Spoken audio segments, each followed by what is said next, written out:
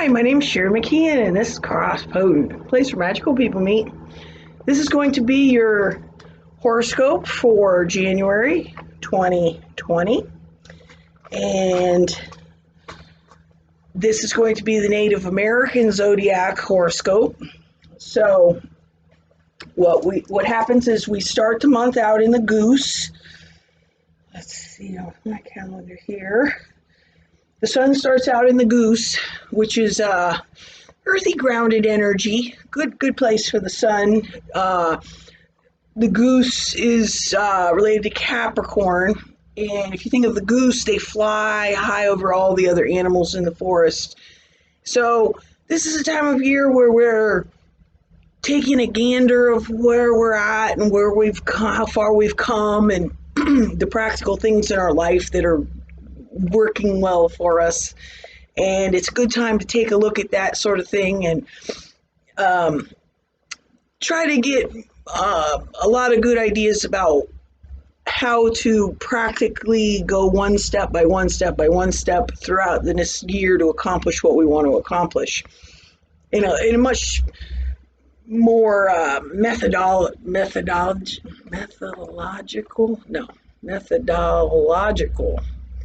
with a methodology. There we go. Okay. Oh my goodness.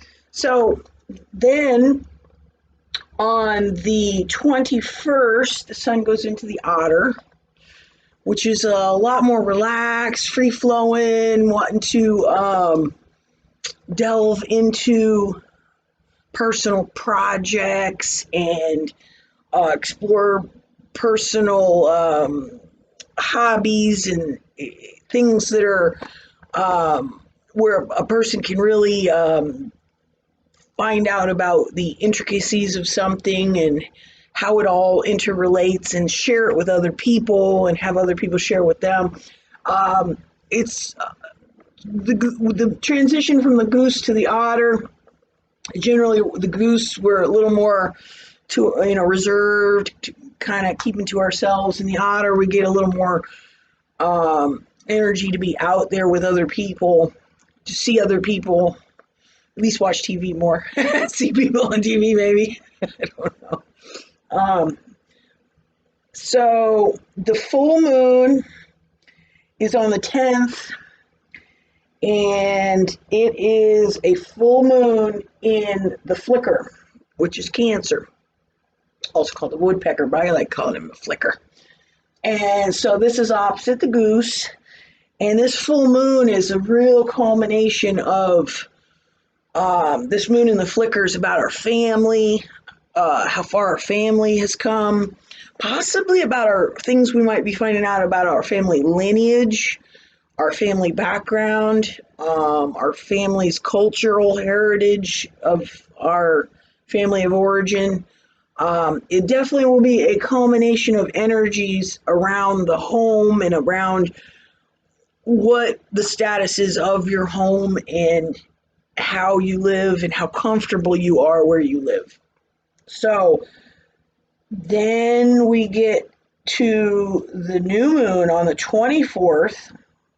Okay, so the 10th is a solar eclipse, so that's going to be like extra powerful. It's not like volcanoes are going to blow up or anything. I personally don't think. A lot of people are saying there could be all kinds of earthquakes and volcanoes, and I'm sure that's possible, but they happen all the time anyway. If you go on the earthquake, you could find earthquake data online. I think even the U.S. government, the Geological Survey, has a running earthquake thing, and like Oklahoma's having earthquakes every single day right now, and there are earthquakes in Alaska every week, and there's earthquakes all around the world all the time. So I don't know so much about the whole earthquake thing. I suppose it is possible. That's what people are predicting.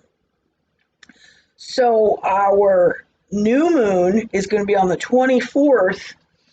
The sun will have then moved into the otter, and the new moon will be in the otter. So this is going to be a much more fresher energy. The otter, the otter makes over 100 different sounds. Otters are really cool. So that equates to Aquarius, and otters tend to they like to know every little thing about something. Like they don't just learn on the surface. They want to know like how every little gear works, what every little switch does and every little button, and they like knowing the intricacies of something, and then they are masters at manipulating all those little intricacies. So this is a new moon on the 24th. Is a time to possibly begin delving into a hobby or a personal interest that's like that can stimulate you and capture your attention to where you want to learn even the littlest details about that subject. So that's a great time to start a project or learning about something at that time. Or just get out and about and see the world some more.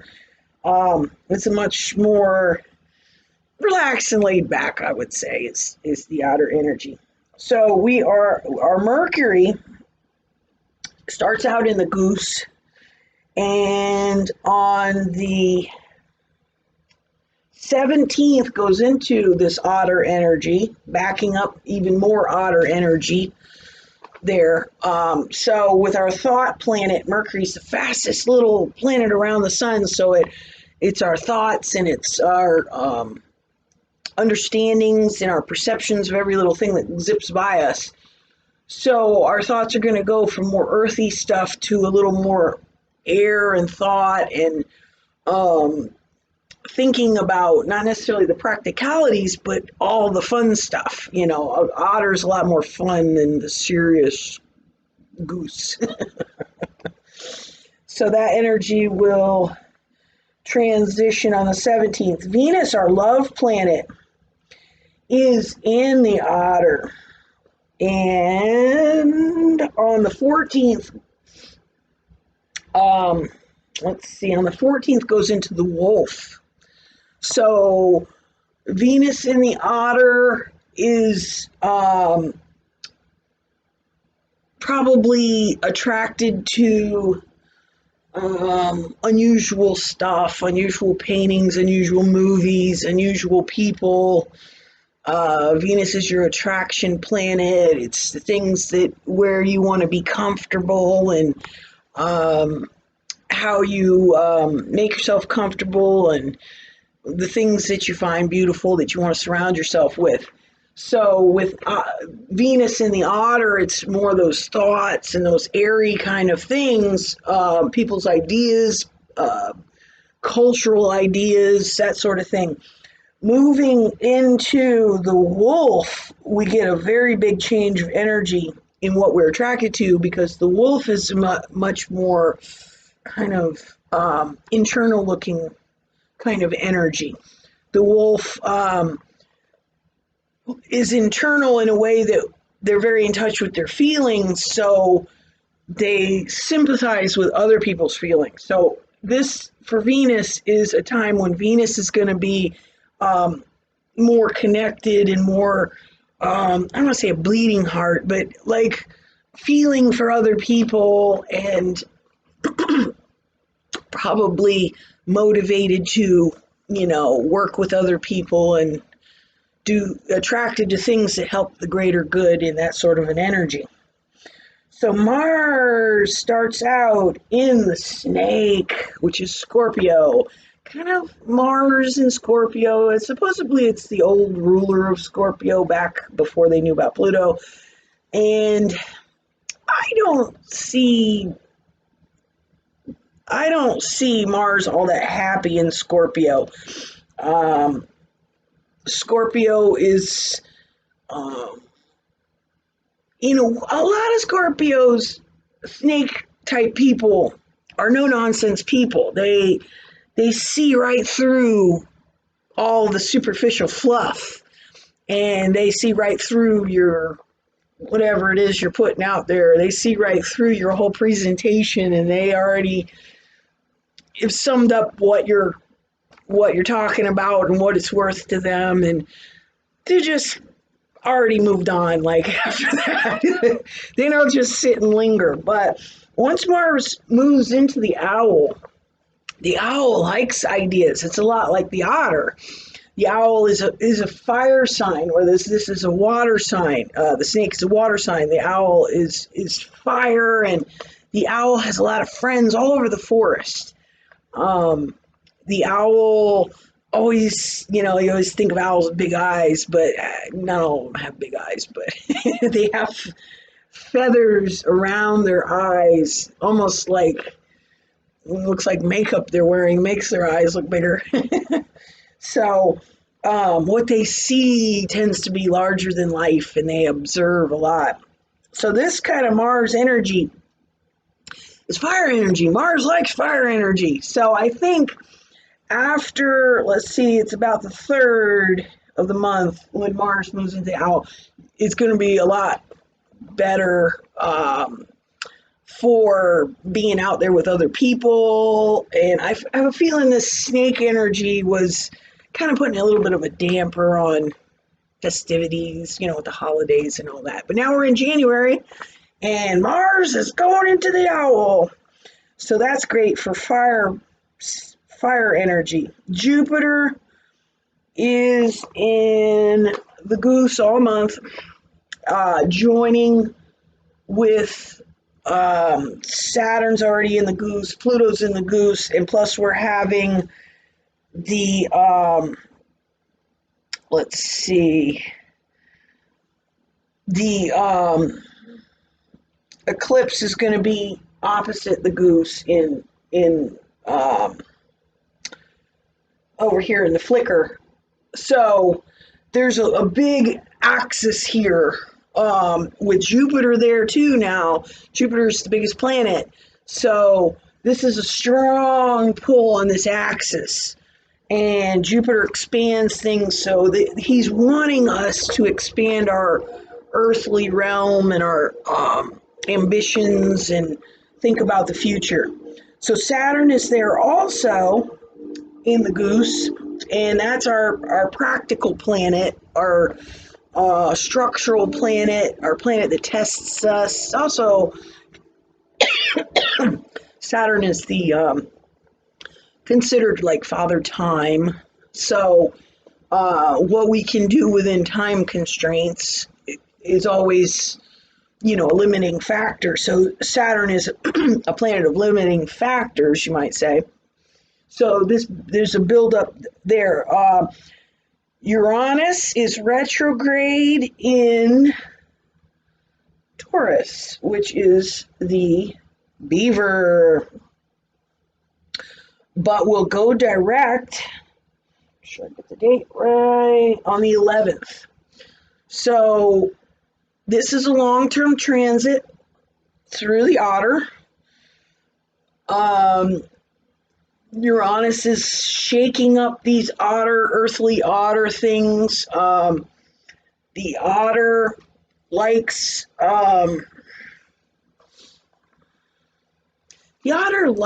creature comforts, because the otter is ruled by Venus. Is the patron deity, you might say, of the otter is Venus. So otter likes their earthly comforts and his little log den that they build. And with Uranus there, Uranus is like the earthquake planet. It's like makes you deal with sudden things that happen that you're like, wow, I didn't even know that was even a possibility. And now I have to deal with it somehow. So a lot of things here in this energy tend to affect the very ground we stand on. So I suspect that land and how we value land, what we think land is valued at, the very land we stand on is often represented by the beaver. So with Uranus there shaking that up, that's shaking up, what we think of as values and whatnot. So let's see. Neptune is in the wolf. So this wolf energy of Neptune, this is right where my sun and my moon are. And right there, Neptune's going, yeah. So this Neptune in the wolf is a bit dreamy. When it comes to Neptune, that's often related to how we organize our culture, but not just the heads of state and the colleges and the the mayor and all the important people, but the wolf part of society is also the bums that live under the bridge, people that are homeless that live in their car, people that are marginalized, maybe mental illness. Basically, in this society, having a mental illness means you're going to live in poverty because you're not going to be able to get a good job because mental illnesses are not tolerated in the workplace. And there's a complete lack of understanding about suicide, and it's a critical issue, especially with our returning military vets and all of our veterans. It's very misunderstood, especially with Neptune here. Neptune clouds everything up. So I really would like everyone to just be a little more sympathetic to people who have mental issues, be a little more sympathetic to people that are marginalized in society.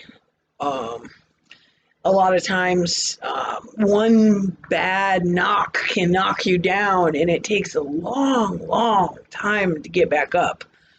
I was in a situation where I was like 24, and I had gotten divorced, and I did not really get another nice place to stay and a good job and move on until I was like almost like 28. It took about 4 years for me to recuperate from my marriage that failed when I was like 24 years old. So that was a rough 4 years, really, really rough. Some of the darkest days of my whole life. And you can't always just bounce back from a hard knock. Fortunately, I had, a lot of opportunities that did end up coming my way, and I ended up finding a whole new sphere to exist in that had nothing to do with my previous life. And I'm really grateful for that. But it took a while. It took a while for that to happen. I think people underestimate how long recuperation can take, financial recuperation, as well as mental health recuperation after, issues and events like that. So Pluto's in the goose, there with Saturn and Jupiter and the whole party. And Pluto is a deep diving planet that represents an energy of going within to find all the little nitty gritty things, all the little, like the pebble in your shoe, and get that pebble out and transform into something better, like a long distance runner. Like, that's the way the Pluto energy works. It helps us to overcome obstacles so that we can propel ourselves further in a big way. So he's joined the party there. Let's see, other aspects this month. We've got Jupiter will be opposite. Let's see, no, it'll conjunct the South Node. Ugh. So it's going to conjunct South Node around the 7th, 8th, around that time. That might be a time of letting something go. The North and South Node of the Moon, I don't talk about them that much, but when Jupiter lines up with the South Node, the North Node is where we're heading, kind of like our true north, and the South is things we're done with, but it's also what we're comfortable with and where we can get stuck in bad habits. So Jupiter is trying to get us to let go of all that stuff so that we can find our true north. Let's see what else is going on. The Sun and Mercury. Let's see, did they ever quite meet up? No. I should have looked at these earlier. So we've got Saturn conjuncting the Sun around the 13th. And Pluto, since Saturn and Pluto are very close, they're both going to conjunct the Sun around the 13th, 14th. So this is like a potent, punchy time of the month.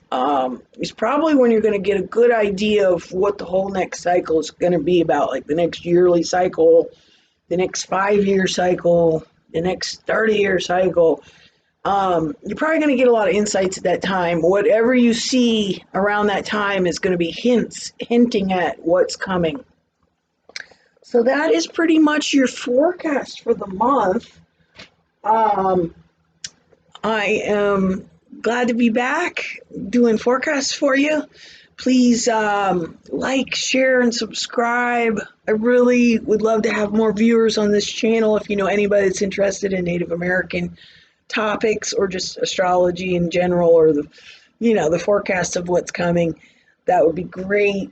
Also check out my other channel, Association of Metaphysical Stores, where I'm going to be exploring the business side of the metaphysical world, talking with a lot of my friends that are shop owners and stuff. So that ought to be very interesting. And I want to thank you for joining me. And I will see you next month.